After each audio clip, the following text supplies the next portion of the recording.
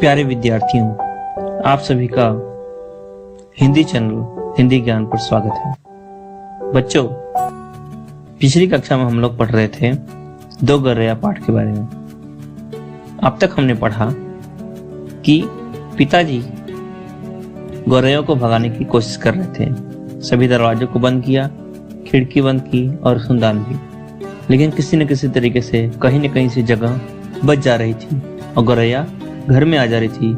पिताजी को बहुत गुस्सा आ रहा था और माँ उनका मजाक उड़ा रही थी। अब देखेंगे आगे।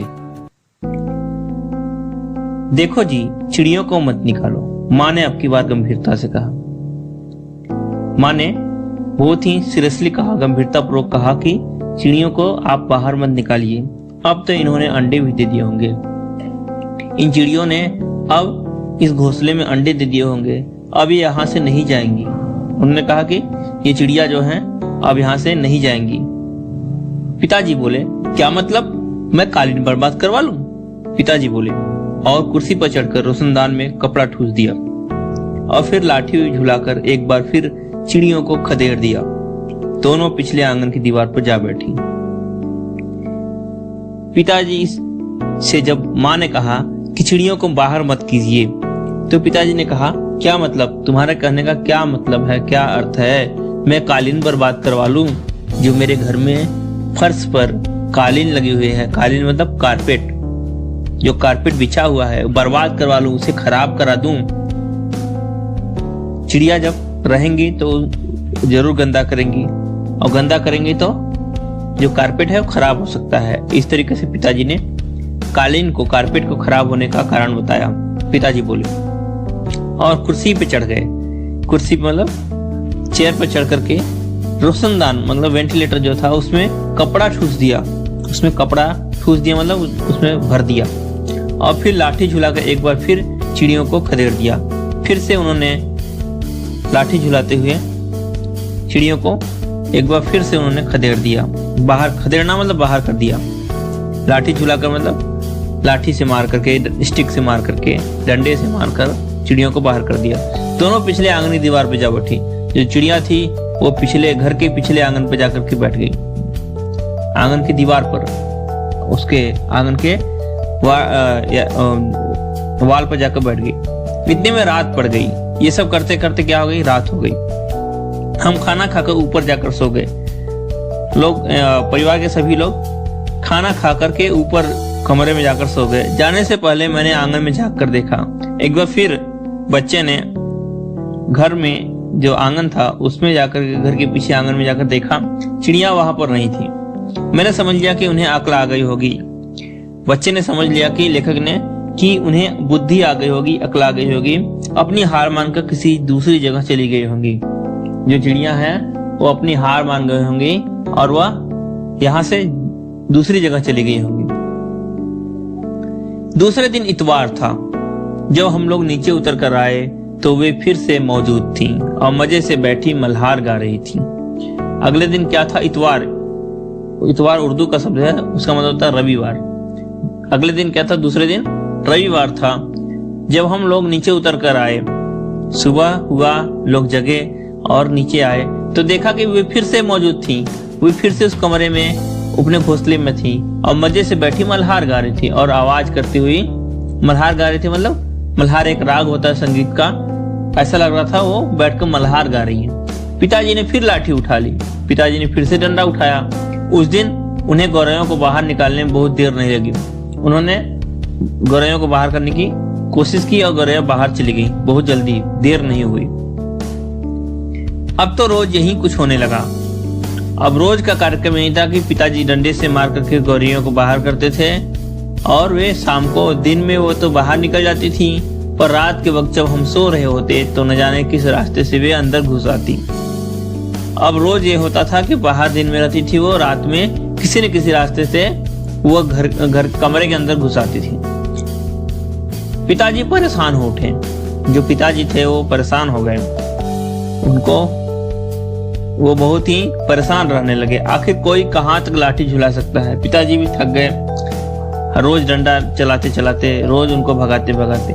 पिताजी बार बार कहें मैं हार मानने वाला आदमी नहीं हूँ। पिताजी बार बार कहते थे कि मैं हार मानने वाला आदमी नहीं हूँ, मैं इनको बाहर ही करके रखूंगा। पर आखिर वह भी तंग आ गए थे। पिताजी क्या हुआ, रोज ये करते करते तंग आ गए थे, परेशान हो गए थे।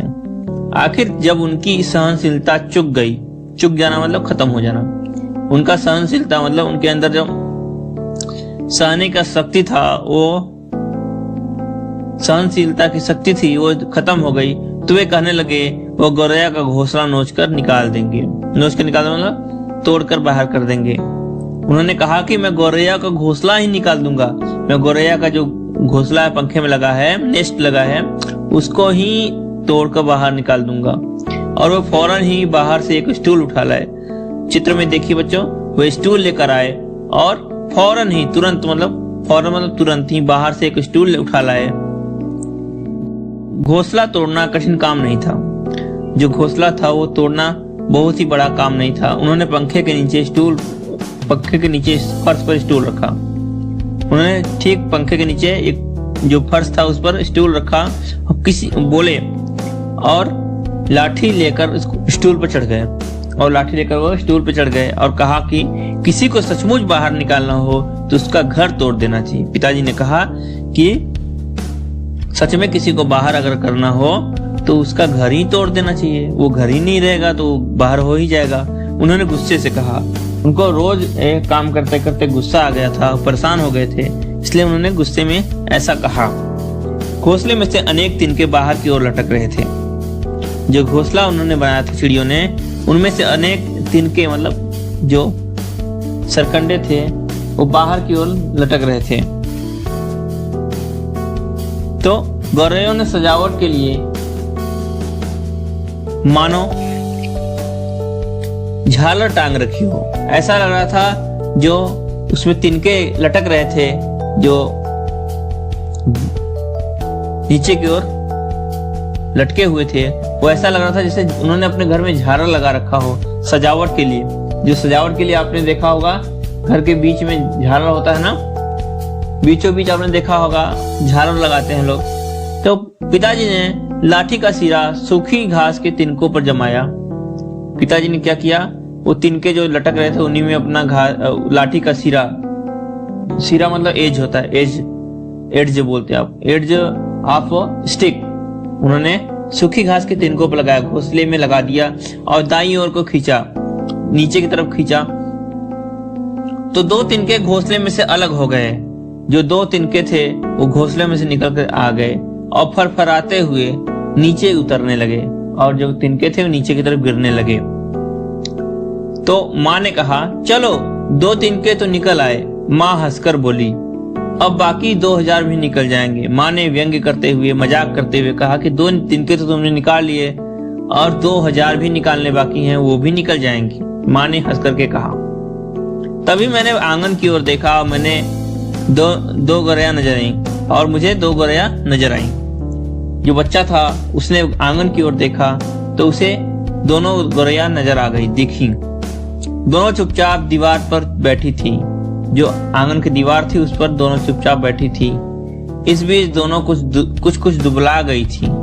जो गौरैया थी वो कुछ दुबला गई थी, मतलब कमजोर हो गई थी, और कुछ काली पड़ गई थी। जो गौरैया थी कुछ क्या हो गई थी, काली पड़ गई थी, मतलब रंग में सांवली हो गई थी। अब वे चहक भी नहीं रही थी, वो कमजोर हो गई थी और चहक भी नहीं रही थी, मतलब आवाज भी नहीं कर रही थी। अब पिताजी लाठी का सिरा घास के तिनकों के ऊपर रख कर वहीं रखे घुमाने लगे। पिताजी ने जो अपना स्टिक था वो नेस्ट में लगा दिया और उसको रोटेट करने लगे, घुमाने लगे। इससे घोंसले के लंबे लंबे तिनके लाठी के सिरे के साथ लिपटने लगे। जो घोंसले में बड़े बड़े तिनके थे लंबे लंबे, वो लाठी के साथ लिपटने लगे उसमें। It started wiping into that stick. वे लिपटते गए और घोंसला लाठी के इर्द गिर्द खिंचता चला आने लगा। और घोंसले का सारा तिनका जो था वह लाठी के चारों तरफ घूमता हुआ चला जा रहा था। फिर वे खींच कर लाठी के सिरे के इर्द गिर्द लपेटा जाने लगा और धीरे धीरे जो सारे तिनके थे लाठी के चारों तरफ चिपकने लगे और सूखी घास और रुई के फाहे और धागे और थिगलियां लाठी के सिरे पर लिपटने लगी। किन किन चीजों से घोंसला बना था? सूखी घास और रुई के फाहे। रुई मतलब कॉटन के जो फाहे मतलब टुकड़े होते हैं, कॉटन के टुकड़े। धागे मतलब यार्न्स या थ्रेड्स बोल सकते हैं। थिगलियां वो बोलते हैं, वो गुच्छा होता है, धागों का गुच्छा। उनसे लाठी के सिरे पर लिपटने, लाठी में स्टिक में लगने लगे। तभी सहसा जोर की आवाज आई, ची ची ची ची। तभी जब ये सब कर रहे थे पिताजी, तो अचानक सहसा मतलब अचानक आवाज, जोर की आवाज आई। उनको जोर की आवाज सुनाई दी, ची ची ची ची। घोंसले में से आवाज आई, ची ची ची ची। पिताजी के हाथ ठिठक गए। जो पिताजी थे उनके हाथ जो थे रुक गए। यह क्या गौरैया लौट आई हैं? उनको आश्चर्य हुआ कि ये क्या आवाज है, सचमुच में गौरैया अंदर है। मैंने झट से बाहर की ओर देखा, जो बच्चा था उसने बाहर की ओर देखा। तुरंत उसने देखा क्या? नहीं, दोनों गौरैया बाहर दीवार पर गुमसुम बैठी थीं। जो दोनों गौरैया थी वो तो बाहर दीवार पर बैठी हुई हैं, गुमसुम मतलब चुपचाप। चीची चीची फिर आवाज आई, फिर से आवाज हुई, चीची चीची। मैंने ऊपर देखा, पंखे के गोले के ऊपर से नन्ही नन्ही गौरैया सिर निकाले नीचे की ओर देख रही थी। जो पंखा का गोला था उसमें घोंसला जिसमें था, उसी में से नन्ही नन्ही गौरैया मतलब गौरैया के बच्चे सिर निकाले, अपना सिर निकाल करके नीचे की ओर देख रही थी। वो जो बच्चे थे वो नीचे की ओर देख रहे थे और चींची किए जा रही थी, और जो गौरैया के बच्चे थे वो चींची चींची आवाज कर रहे थे। अभी अभी पिताजी के हाथ में लाठी थी। पिताजी के हाथ में अभी भी लाठी, स्टिक पर डंडा था और उस पर लिपटा घोंसले का अपना बहुत सा हिस्सा था, और उस डंडे पर घोंसले का बहुत बड़ा हिस्सा लगा हुआ था। नन्ही नन्ही दो गौरैया वे अभी भी झांके जा रही थी। जो छोटी छोटी गौरैया के बच्चे थे वो अभी भी झांक रहे थे, नीचे की तरफ देख रहे थे और चींची करके मानो अपना परिचय दे रही थी। और चींची करके ऐसा लग रहा था जैसे वो अपना इंट्रोडक्शन दे रहे हैं। और हम आ गई हैं, वो बोल रहे थे, चिड़िया के बच्चे हम हैं, हम आ गए हैं। हमारे माँ बाप कहाँ हैं? हमारे माँ बाप कहाँ हैं? हमारे पेरेंट्स कहाँ हैं? मैं अवाक उनकी ओर देखता रहा। जो लेखक था, जो बच्चा था, वह अवाक मतलब एकदम आश्चर्य से उनकी ओर देख रहा था, बच्चों की तरफ देख रहा था। फिर मैंने देखा पिताजी स्टूल पर से नीचे उतर आए हैं। उसके बाद उसने देखा कि पिताजी स्टूल पर से नीचे उतर आए और घोंसले के तिनकों में से लाठी निकालकर उन्होंने लाठी को एक ओर रख दिया है।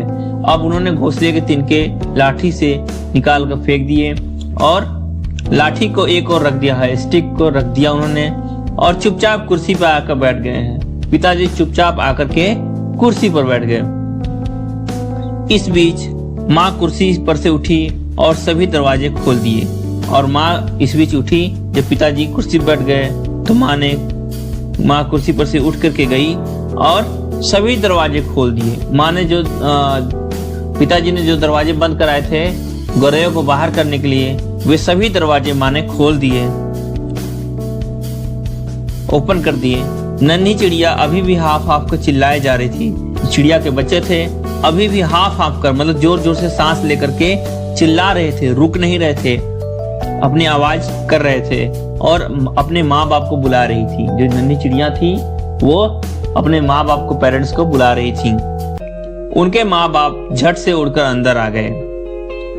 जो उनके माँ बाप थे, जो दो गौरैया थी, वो झट से मतलब तुरंत उड़ करके अंदर आ गई अपने घोंसले में और चींची करते उनसे जा मिली, और वो भी आवाज करते हुई, चींची चींची की आवाज करते हुए जो दो गौरैया थे वो अपने बच्चों से जाकर मिल गए और उनकी नन्ही नन्ही चोंचों में चुग्गा डालने लगे। और वो जो अपने साथ लाए थे छोटे छोटे चुग्गा मतलब जो खाना लाते हैं ना, जो गौरैया होती है अपने बच्चों के लिए खाना लाती है, उसे चुग्गा कहते हैं। उनकी नन्ही नन्ही चोंचों में, उनके नन्ही नन्ही चोंचों मतलब उनके छोटे छोटे जो बच्चों के छोटे छोटे चोंच थे, बिक्स थे, उनमें वो उनके मुंह में खाना डालने लगे, चुग्गा डालने लगे। माँ, पिताजी और मैं उनकी ओर देखते रह गए। माँ और पिताजी और जो बच्चा था लेखक, वो तीनों गौरैयों को देख रहे थे और कमरे में फिर से शोर होने लगा था। जो कमरा गौरैयों के बिना सूना था, अब उसमें फिर से आवाजें होने लगी, शोर होने लगा। पर अब की बार पिताजी उनकी ओर देख देख कर केवल मुस्कुराते रहे। पिताजी इस बार गौरैयों को देख करके मुस्कुरा रहे थे, खुश थे, क्योंकि उनको अपनी गलती का एहसास हो गया था। उन्हें समझ में आ गया कि वो एक गलत कार्य कर रहे थे, किसी का घर नहीं उजाड़ना चाहिए, ये उनको समझ में आया। और वे देख देख कर केवल उन चिड़िया की, उन गौरैयों की खुशी देख करके वो मुस्कुरा रहे थे। यह कहानी बच्चों भीष्म साहनी जी ने लिखी है। और बच्चों भीष्म साहनी जी के बारे में और क्या जान सकते हैं हम, कि जो भीष्म साहनी है, इनका जन्म 8 अगस्त 1915 को हुआ था और इनकी मृत्यु 11 जुलाई 2003 में हुई थी। इनका जन्म रावलपिंडी में हुआ था, जो पाकिस्तान में है। इनकी कुछ प्रमुख कृतियां हैं, इन्होंने जो पुस्तकें लिखी, झरोखे, कड़ियां, तमस, बसंती, ये सभी, ये 4 उपन्यास थे उनके। भटकती राख, भाग्य रेखा, पहला पाठ, पटरियां, वांगचू, ये सभी उन्होंने कहानी संग्रह लिखे थे, स्टोरी कलेक्शन। और हानूस उन्होंने नाटक लिखा था। टॉलस्टॉय के उपन्यास पुनरुत्थान का अंग्रेजी से अनुवाद है। जो हानूस है, टॉलस्टॉय के उपन्यास पुनरुत्थान का उन्होंने अंग्रेजी में अनुवाद भी किया था। और उन्हें तमस नामक कृति के लिए साहित्य अकादमी पुरस्कार प्राप्त हुआ था।